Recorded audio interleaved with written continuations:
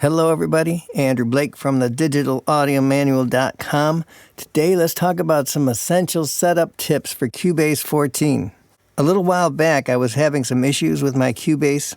I wound up calling the Steinberg tech support. They took over my screen and began doing some problem solving. One of the things they did was to quickly wipe out most of my preferences, which I had not backed up recently. So after our phone call ended, I went back to work with my Cubase. I had the wonderful experience of finding that all my shortcut keys, the scripts for my remote control, and just a list of other things were no longer a part of my Cubase. And they were basically unretrievable with the data that I could find, which made me start thinking, what are some of the things I can share with you to help the new people that are just getting into it, and also serve as a reminder for those of you that have been working with this for a while to make sure that you have backed up so you don't have a similar experience. Along with that, I thought I'd take the opportunity to break down my basic template that I use all the time, just to put the information out there. So let's start from that point first. If you're a brand new Cubase user, chances are when you're looking at your work area, it doesn't look anything like this, with all these different colorful tracks and faders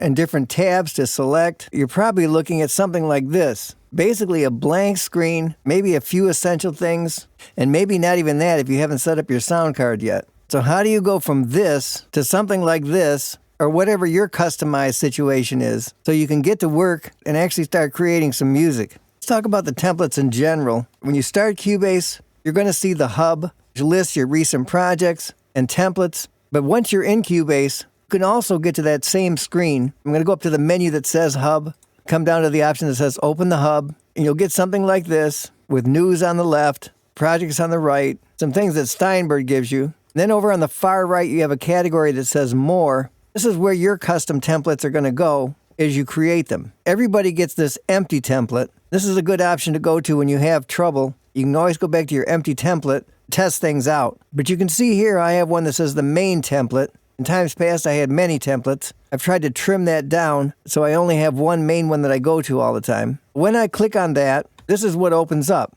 What are some of the things we're looking at here that I've decided are essential for myself? One of the first things I commonly have set is to come down to the bottom where all these transport controls are, set the tempo that I typically work at. Currently, that's 128. By default in Cubase, it's usually set to 120. That's one thing you're going to want to think about. If you have a tempo that you work with all the time, or most of the time, go ahead and put that in here. That can be saved with your project. Then every time you open up your project, you don't have to come down here and respin this thing and redecide what you're going to work with. Another thing that I've set up in my template, if I go up to the options that open up the zones, I bring up the lower zone. I have it set on the chord pads, a little tab that comes in down here. And I've taken the time to put in some of my favorite chords, and then begin grabbing these chords and dragging them up onto the chord track. Very quickly I can get into building something, even if I want to change it later. But I know I'm going to be able to get some kind of musical idea going, so I have found that to be a great thing to have ready to go in my template. Pretty much immediately once I've done anything in a project, I hit the Control-S, give my project a name. For me, I just throw the date in here. Now I know I'm off and running with all the basic things I need right away. The other thing that I keep in my template is a handful of basic synthesizers that contain some basic drum sounds, a bass sound, a synth sound, maybe 2 or 3 of those. Again, it allows me to very quickly get into building some kind of musical ideas. They're going to change as I go along, but I'm not messing around with this stuff. If you right-click over in this area, you have all the options, add audio tracks or instrument tracks, sampler tracks, the new drum track. Most of these were add instrument tracks, which I click on. I got the various synth that I want. Most of the time I'll leave the default settings and say add the track. But again, these have been preset into my template, so I don't have to put these in to begin with. Before I'm done with my project, I'm probably going to have quite a few more instruments and maybe audio tracks, vocals, any number of things, and I will build those over time. I don't worry too much in the beginning about having every single track and every little thing set up in my template. In times past, I've done that, but I prefer to work with just some basic ideas, and I kind of build on it from there. Another thing that I find is very important for me personally, and any of these tracks, like the bass and any of these synthesizer tracks, over in this left zone, there's a tab that says Chords, and there's an option down here that says Live Input. I typically have that set to Chords. By default, it's set to Off. When this is set to Chords, I know as my project plays, it's going to follow the chords that I've just drawn in here. This is going to help the workflow to go very quickly. For example, if I take these chords drag them down to this synth track. Right away I have this. Because I have a drum track already set up here, I can quickly start adding a drum track in. Because I have a bass track already set up, I can quickly put a bass track in. And because the live input is set to chords, I don't have to mess around with that. I can pretty much just play any key or whatever I have to trigger MIDI. It's automatically going to follow the chords, and things are going to sound right, and things are going to move along and get me from that nothing blank screen right into having some sounds to work with. As we go along building this template and this project in general, feel free to add in the comments some of the ways that you do this. I would like to see it, and I'm sure everybody else would like to see it as well. Other things you can do in your template, in the track view, come down to the little gear, pick any of your desired tracks. I'm going to go to audio. Any buttons that aren't visible from the hidden category, you can bring them over and put them in the list. Vice versa. You can move the buttons around. Say OK. Once you get your template looking the way you want, come up to File, come down to Save as Template, give it a name, hit OK, and then every time you open up the hub and go to the More category, there's where your template will be, and click on it and get started. There's quite a few more things in my template, but I want to move along to some of the essential things that you want to be aware of in terms of not losing your data in Cubase, or if a new computer is in your future. And the first option in that area is setting up your profile. Go to the Edit menu, come down to the option that says Profile Manager. You have a list of our profiles. The active profile is the one that has the check mark. In your profile are all the basic things that you set up in Cubase. Your key commands, the color schemes, so many options that you will personalize over time. If you have your profile backed up, you can rest assured that most of the stuff that you need to keep Cubase the way it is in its current state for you is backed up in your profile. Now you have a lot of options here. You can make new profiles and duplicate them. The one I want to focus on and move you towards is the option of taking whatever your checked profile is and the one that you count on to be there, then go to the option at the very bottom that says Export. If I click on that option, in this case it opens up some default folders. This is where I have now taken the steps to create a specific folder for my profiles. A couple of other things that I'm going to show you in a second here. My particular folder, I keep it in Documents. Come down to a folder that says Cubase Scripts and Profiles, and I click on that.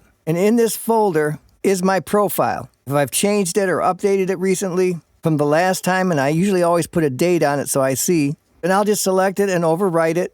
Or if I'm being extra cautious, I'll put another one in here, then deal with it later. Having this profile in a specific folder completely away from the Steinberg folders save you from the pain and aggravation that I just went through. When the Steinberg folders change and you're not really paying attention, the next thing you know, you're back to square one with your version of Cubase. So that's the first thing I recommend you do. Always have a current profile backed up, and then regularly check it, or whatever method works for you when you back things up. But keep that profile someplace where you know it's at, and someplace where it's current. By the same token, once you need your profile, you have the option to import it. Just navigate to that file, and it will take over. Another important area, if you use any kind of remote control devices, for example, if I hit my lower zone, there's a tab down here that says MIDI Remote, and I've set up a remote device for my particular MIDI remote controller. Yours could be completely different. This is another thing that can easily be lost, costs you a lot of time and work. Let's talk about this quickly. Along with setting up a remote control like this,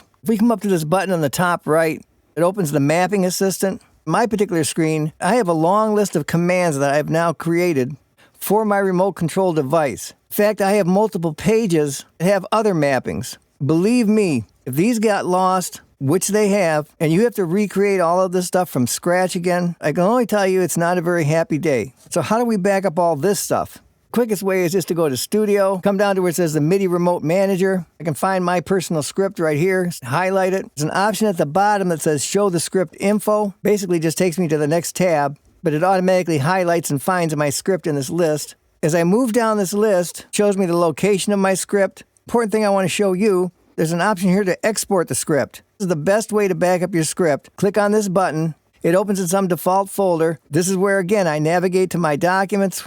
You can save it wherever you want. I go to my new folder that I've created for my Cubase scripts and profiles. And once again, I can back up my script right in this folder. Then I know where it's at, and I can quickly get to it. If at some point I have a problem, come up to the same dialog, the tab that says Import the Script, navigate to that folder, tell it to import, and all my hard work has been returned. I can only urge you to take the time to back up your script information so you don't go through a similar experience that I recently went through. And the last thing I want to point out to you that I think are essential things to have backed up, back at the hub again, if you create your own personal templates, they're also something you're probably going to want to back up. If something goes wrong, preferences change, you get a new computer, you won't automatically have these templates. There's a chance they may get left behind. If you go to your template, right-click on it, you'll see a couple of options. Because I'm in Windows, I have the option to show it in the Explorer. Opens it up in a folder. I can just right-click on this and tell it to copy. And if there was other templates here, I could do the same thing. Once again, I go back to my documents, my specific backup folder, then I could paste my template into this area. When you have those three things backed up one way or another, your templates, your scripts, and very importantly, your profile, you're pretty much prepared for any scenario that could come down the line. That will allow you to easily recover, quickly get back on track. So take those tips and put them to use. Give yourself a little peace of mind. Go make some great music, and I'll see you next time. All right, it's going to wrap it up for today. As always, if you haven't already, click the link in the description of this video to learn how you can get access to the all-new Digital Audio Manual Preferred. It's the clear, step-by-step solution showing you not only the tips, but all the secret and typically never talked about features that'll take you to a higher level of using your software. If you've been searching for an all-in-one solution to take you from start to finish and learning Cubase and Wavelab and other music software, this is exactly what you've been looking for. So click on the link in the description and come and be part of the clear path to a better learning experience. So today we went through some essential setup tips, began talking about the template, some of the things that are contained in that, ideas for setting up your own templates, where to store those. We moved on to talking about the profiles, how you can back up your own personal profile, reinstall it when you need it. We got into the remote scripts, where they're located, how you can export and save your script, which could possibly save you a lot of work down the line. And then we finished off talking about how to actually back up our templates in their own specific folder. As we continue to move through all these creative options and the various tools we have available to us, as always, it's great to have you guys here, and I'll see you on the next video.